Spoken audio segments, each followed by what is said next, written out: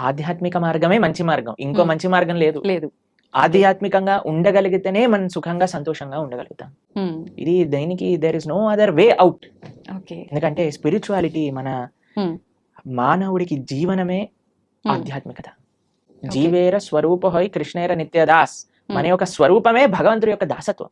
అటువంటి సేవ, అటువంటి ఆధ్యాత్మిక కనెక్షన్స్ మనకి లేదనుకోండి, మనం ఎప్పటికీ ఆనందంగా ఉండలేము. ఎంత ప్రపంచం మారిపోయింది. హ్మ్. ఇప్పుడు మీకు చెప్తాను మీకు ఒక ఎగ్జాంపుల్. ఓకే. ఆస్ట్రేలియాలో మొత్తం ఎడ్యుకేషన్ ఫ్రీ. హ్మ్.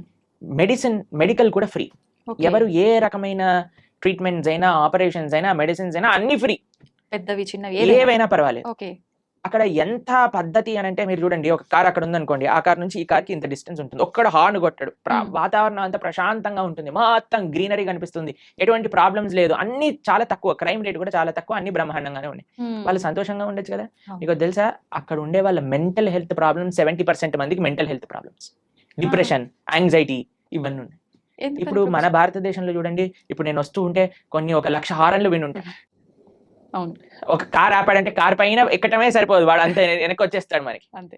గ్యాప్ ఇంత ఉండదు. కయోటిక్ గా ఉన్నా, ఇంత ట్రాఫిక్ ఉన్నా, ఇన్ని కష్టాలున్నా మన వాళ్ళు మాత్రం హాయిగా ఇహ ఏం ఉంటారు. జరిగితే అది ఏం జరుగుతుంది. జరిగినా జరుగుతుంది. ట్రాఫిక్ ఉందనుకోండి, వాడు ఏదో పాటలు వింటూ ఉంటాడు. ఎవరైనా వెనకాల హార్న్ కొట్టిన వాడే వేస్ట్ వేలో అనుకొని వీడేదో ముందుకెళ్ళిపోతూ ఉంటాడు. అంతే. అవునా కాదా అవును చెప్పండి. ప్రభుజీ. నిజం. కాబట్టి ఏంటి మీకు మరి సమాజంలో అంత పద్ధతి, అంత డబ్బులు, అంత బాగున్నాయి ఈ దేశం, మరి అక్కడ అందరూ ఆనందంగా ఉండొచ్చు కదా, ఎందుకు వాళ్ళకి మెంటల్ హెల్త్ ప్రాబ్లమ్స్ హ్మ్. అని అంటే కేవలం ఫెసిలిటీస్ మనకి ఆనందాన్ని ఇవ్వలేదు. ఓకే. కేవలం అన్నీ బాగుంటే, అన్ని విద్య, వైద్య, అన్ని రంగాలు కూడా బ్రహ్మాండంగా ఉంటే మనకి సుఖ సంతోషాలు వస్తాయి అనేది పెద్ద అబద్ధం. హ్మ్.